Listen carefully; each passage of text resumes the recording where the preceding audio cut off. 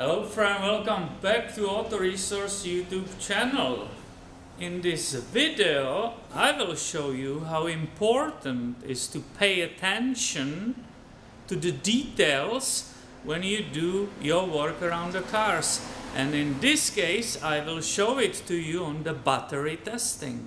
When I got this vehicle today, 2 hours ago, I did the quick test of this battery in the vehicle.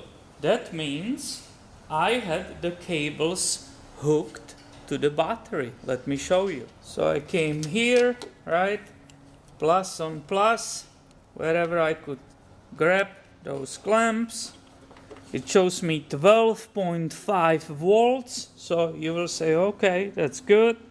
Okay, English. This is in the vehicle. Okay. Select charge before charging. I didn't charge it, right? Regular flooded. I already selected that 640 cold cranking amps, and this was the result. And when I did it 2 hours ago, this tester said the battery is junk, right? And it needs to be replaced. But look at this. I want to show you in detail how those contacts are bad. Do you see these huge amounts of oxidation on both contacts? And then the customer is still not here. I had some time, so I said, oh, okay. Oh, look at this. This is loose by the hand, right? And now this one also I can remove by the hand. And that's the problem. The contacts weren't correct. Let me show you the test when we call it out of the vehicle. We have a 12.52 directly to the battery. Okay, English. This is out of vehicle. It is still in the vehicle, but it's not through the cables, so we call this out of vehicle. Boom. Before charge, yes, it wasn't charged. Regular flooded, we already selected that cold cranking amps 640, and let's see the results, and they will be different. The battery will be okay.